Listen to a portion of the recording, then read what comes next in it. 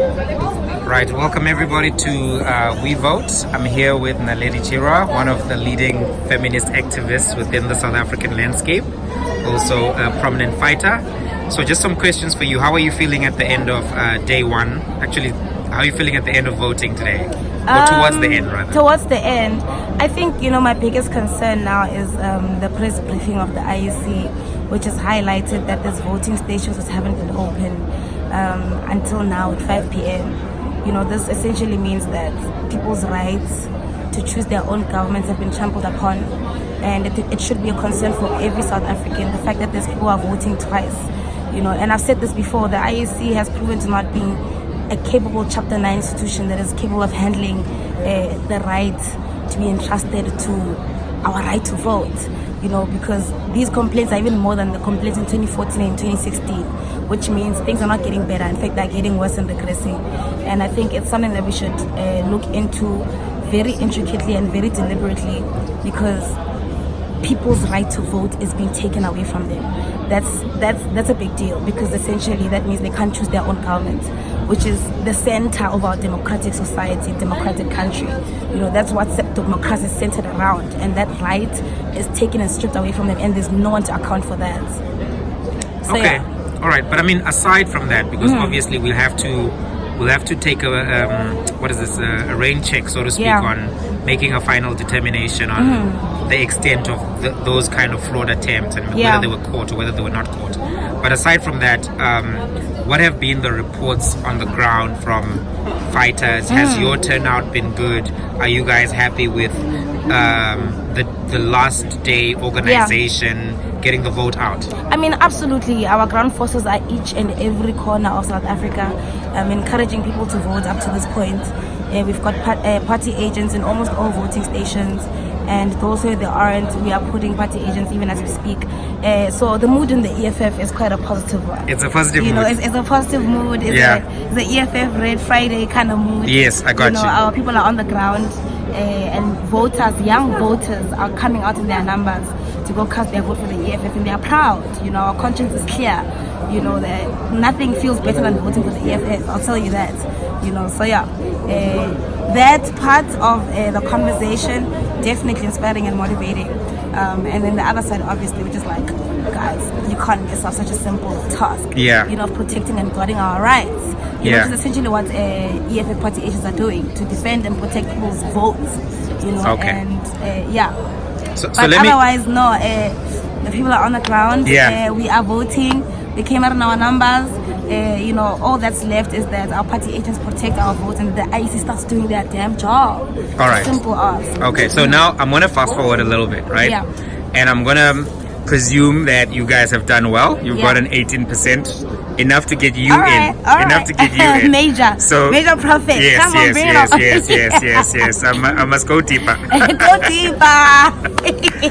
Okay, so cool. So I'm going to ask you, have you been thinking about your agenda in Parliament, what role you want to play, and what kind of difference you want to bring to that whole? And we've seen Alexander Ocasio-Cortez bring some new energy in Congress in the US. So I'm just curious, what are your thoughts around the role that you can play? Because you've been very powerful. We've all seen This Is My Vagina. We've all seen the UP work that you've done. We've seen you in the Zuma confrontation. So you've been part of some critical moments for black women and for body protection of vulnerable actors as well, including women, but I think it even extends beyond that. So you've been vocal.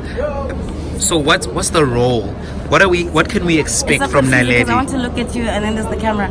But I'm looking at you through the camera. I mean, the agenda still remains, especially as someone who is EFF oriented. We are still going to push. I mean, the EFF has been already applauded by the Gender Links organization to say we have the most progressive manifesto in terms of women's representation, equality, and justice for women. And that is what the agenda is. You know, we have to be deliberate about ensuring that women's voices are heard overtly and expressed deliberately with intention to change things beyond legislation. I mean, we've seen even the demonstrations of the EFF in Parliament. They've always not just been just rhetoric, it's body rhetoric. So our bodies have been put on the line consistently for the past 5 years. It's something that I don't want to romanticize a lot because many people have gone through serious trauma because of putting their bodies on the line. But the agenda still remains. Women are at the forefront of the EFF manifesto and the EFF's agenda. When we in-source workers, we know that our primary focus is black cleaners, and black cleaners are who are black women. You know, so our quest for dignity is definitely centered around black women and children at that, because children are also the most vulnerable group that is often forgotten, and they can't even speak for, they can't even vote and choose their own government. You know, so there's those things. We still. But Naledi, you're speaking generically now, so I'm gonna put you on the spot and ask you to tell me about Naledi's role. What? Because you're going on to be on a team, right? So I'm gonna try to get you the FaceTime while still getting quality footage. So I think I'm fine now. So what is Naledi thinking about her role? Because you're going in, you're going to be a new blood, right? But you are let's call you Arya Stark, right? That's your skill set. That's Team Arya right now, right? What's your role? Have you thought about that? What do you want it to be? I've never thought of my role outside of the collective. The EFF builds us in that manner. You know, we think in terms of. And I get it. It's a high discipline. It's a high discipline. No, not answer, even. I mean, it's not even a high discipline thing for me. It's a principle thing. Yes. You know, it did not happen alone. Yes. You know, I happened because of the EFF. Yeah. I happened because of the women in Fees Must Fall.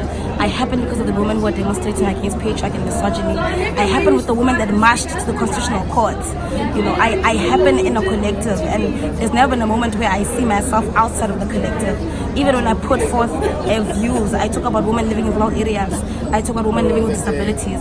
I talk about women who are unemployed, women who don't have access to land. You know, most of these issues don't necessarily affect me personally, but they affect me on a personal level because I've taken a IMU kind of position when it comes to black womanhood, without even taking monopoly over black womanhood, because black womanhood is many things. I understand. And I personally, okay, this is the personal part. I personally try to learn and unlearn many things so that I ensure that, you know, I carry people's voices and hopes, which is also to a certain level quite problematic, you know, because it means that our society is not open enough to have people speak for themselves, you know, where they have to rely on public servants for their voices to be heard. But at the same time, we have to exploit our privilege in all spaces. That's why I say it's not just women who should be feminists. Men should also be feminists, like Mama said, you know, because we should always use our privilege to accommodate and to fight for those who can't fight for themselves currently. I can't expect a girl from Daung in Northwest right now today, you know, who's living in Mokharing, to be able to have a kind of voice that I'm afforded as a woman living in an urban area, who is politically, you know, affiliated, who can speak out, who can talk back.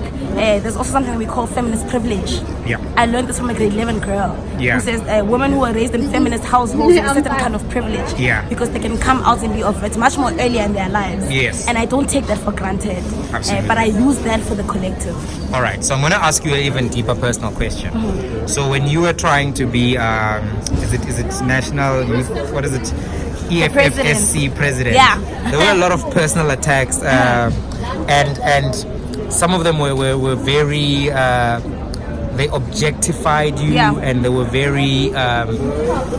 They went down the patriarchal, misogynistic line or lane. Yeah. And you bounced back from that. Mm-hmm. I think even within the organization, you even frog-lipped some of those people who were very vocal in that criticism.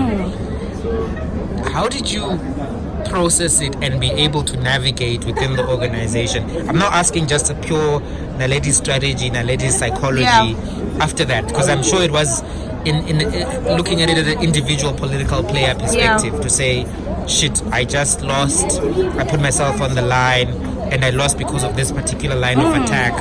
it means that there are people in the organization who view me this way, who are not taking me as seriously as I ought to be taken. The twerking president. Yes. So I don't want to put like but I am the twerking president. Look, I mean, I saw the video myself, but I went to do research on that.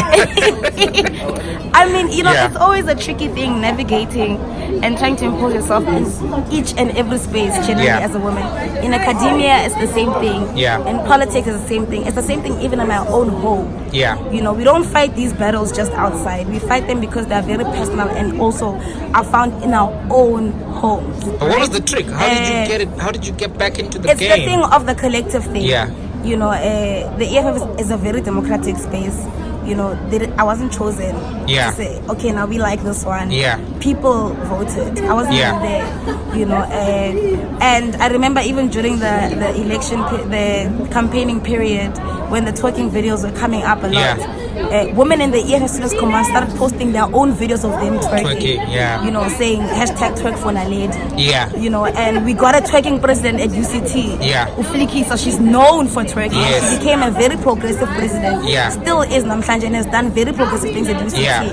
I think it is also part of our agenda to shake things up, because we don't subscribe to the head girl and head boy kind of leadership in the EFF. I think we've seen that very often. We don't speak the best English. No, my money tendencies. No. I don't think that's cute.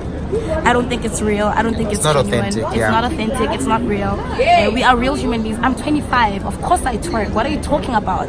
But it doesn't mean that my convictions are outside of thinking for human beings. But Naledi, I'm asking you something. So there's a young girl somewhere with political aspirations who's going to face a moment where this happens.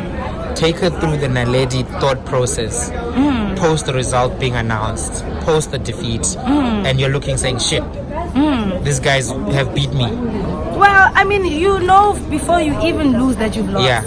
A conference is not a, oh, you just won, and it's a surprise, and there's balloons everywhere. You can almost tell what the kind of mood is. And I mean, we know that it's not just the observers that have to unlearn the things that we're talking about. It's also people in the EFF. And our CIC has said it many times, even in EFF private meetings. To talk about why men are trash. And we are in a process of learning and unlearning as the EFF. So did you make a decision to be part of that teaching? Of course. I think it happened by default. I don't remember making a conscious decision to be part of the teaching squad. I don't believe in wasting too much time on teaching the oppressors. I feel like if you can know a lot about Marxism and Leninism and Fanonianism, then surely you can learn about feminism as well. And I'm not in the business of teaching people how to respect women. I'm in the business of teaching, or not even teaching, but of ensuring that women are imposing their humanity in the spaces they occupy. Because that's how it happens. Nobody gives you a plate of equality and says, here, there you go. You have to demand it. You have to break the entire table, destroy the table if needs be. I mean, it's traumatic. We can't lie about the fact that it's not traumatic. It's abuse. It's violence. And it's traumatic. It's trauma, right? And we already have different historical traumas that we come from that people do not know about, right? And these traumas, it's like building up the temple, building up traumas, right? I got you, so obviously on a personal level, it's much more heavier than what you see at eye level. But also, I don't know, I know my heart is not invested in occupying myself with losses. I always look on the bright side. What can be done? What is the opportunity? After my contestation, there were many other presidential candidates in SRC that were women. And that alone is also a victory. Because it didn't happen during our term in the CSCT, and then it happened after the contestation. So it means, in actual fact, there was a victory. In cosmopolitan universities, UP, UCT, University of Mpumalanga, UKZN, women presidents. And we are setting a precedent. Sometimes you have to be a sacrificial lamb. We've learned this in terms of ensuring that progressiveness for black people happens. There are sacrificial lambs. Winnie Mandela was our sacrificial lamb. And Manisa Mashiko is our sacrificial lamb. You know, Leanne Matthys is our sacrificial lamb. There's many struggles that they go through, Yeah. and we won't have to necessarily go through them because they've already gone through them. Gotcha. You know, or they become less intense because, I mean, yeah. So 5 years from now, where's Naledi gonna be? I don't know, I'll probably be making movies. Making movies. He's Yeah. still about that life. Oh, I'm so about that You life. and Fana should make a movie. You and Fana should make a movie. I mean, I'm sure the EFF can make a nice movie. That Now would be you've so got- dope. you've got Actually, the I was sitting capital. around me like, oh, Mr. Let's make a movie. This is an idea, guys. We can get your production budget. We can do something. Yeah, so maybe by that time, I don't know, the entertainment industry will not be so persecuting towards people who are politically affiliated to the EFF. Yeah. And that's you've what we're probably pushing taken a for. bit of a Ooh, bullet too much, there, yeah? Too much. My agent calls me after each and every audition. Honey, they want you, but you're EFF. Yeah. You know, so we're not even clutching at straws. We know these experiences Yeah. that people go through. It's no mistake that almost all our influencers are posting you know, the other parties. Yeah, no, I understand. Fake, you know, and it they is can't what even it is. explain why. Yeah. It's a protection mechanism. Yeah, and we also understand. don't mess up with your braid and stuff. Yes, you know, and some of them keep quiet. It's not because Yeah. they're not woke or anything. It's to protect themselves, especially black women. I'll never chastise a black woman Yeah. for protecting their plate. You know, because black women are the poorest, and we can't expect them to lose Of their course. plates just because. Of course, they and didn't some post. people are coming from very rough backgrounds. There's no That backup. Yes, Yeah. it's that issue of sacrificial lambs. I got you. Some of us will be sacrificial lambs by default. All right, so It's a also movie in calling 5 as years. well. So a movie in 5 years. Okay. I'll probably pull a Tyler Perry there and Insecure South direct Africa. and write and act 5 characters. Do it. Just to catch up on the Just past 5 years. do it. The time will come.